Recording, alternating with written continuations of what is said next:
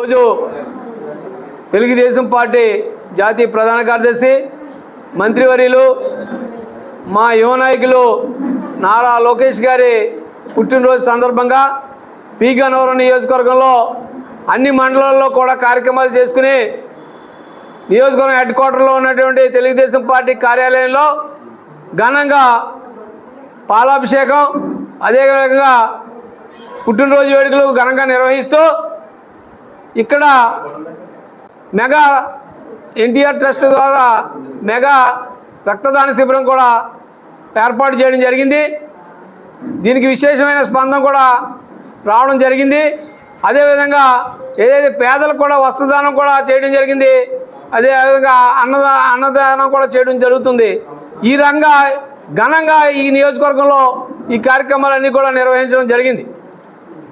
ముఖ్యంగా ఏంటంటే మా భవిష్యత్తు నాయకుడు లోకేష్ గారు ఆయన తండ్రికి మించిన తనయుడిలా నారా చంద్రబాబు నాయుడు గారు తనయుడిగా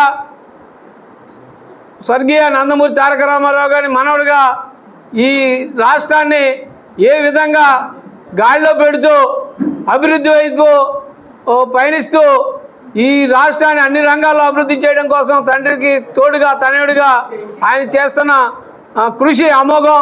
దానికి అందరూ కూడా తెలుగుదేశం పార్టీ ఈ రాష్ట్ర నాయకత్వం కానీ గ్రామస్థాయి నుంచి అందరూ కూడా వెన్నుదన్నుగా ఉండాలని, దానికి అందరూ సహకరించాలని, అదేవిధంగా ఈ కూటమి ప్రభుత్వంలో ఉన్నటువంటి చంద్రబాబు నాయుడు గారు, పవన్ కళ్యాణ్ గారు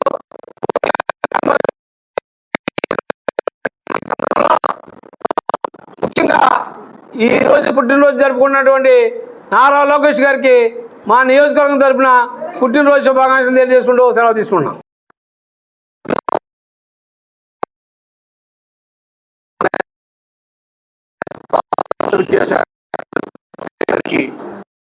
జన్మదిన శుభాకాంక్షలు తెలియజేస్తున్నాం. 4 మండలాల తెలుగుదేశం పార్టీ నాయకులతో పాటు కూటమి నాయకులు కూడా ఘనంగా ఆయన జన్మదినోత్సవాన్ని ఈవేళ పి గన్నవరం హెడ్ క్వార్టర్లో జరుపుకోవడం జరిగింది. అన్ని మండలాల్లో 68 గ్రామాల్లో జరుపుకోవడం జరిగింది.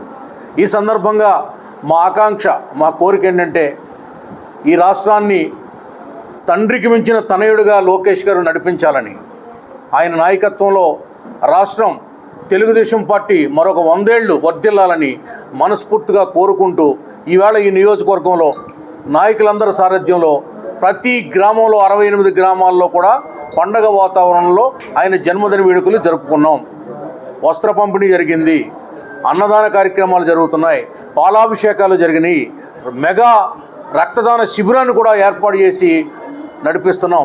ఈ సందర్భంగా నాయకులందరికీ నేను కృతజ్ఞత తెలియజేస్తూ ఈ కార్యక్రమాన్ని విజయవంతం చేసినటువంటి కార్యకర్తలకు శిరస్సు వంచి పాదాబంధనం చేసుకుంటూ తెలుగుదేశం పార్టీ రానున్న రోజుల్లో 3 పువ్వులు 6 కాయలుగా వర్ధిల్లడానికి లోకేష్ గారి యొక్క యువ నాయకత్వం మాకు అవసరం. అది గత యువగళం పాదయాత్ర ప్రూవ్ చేసింది.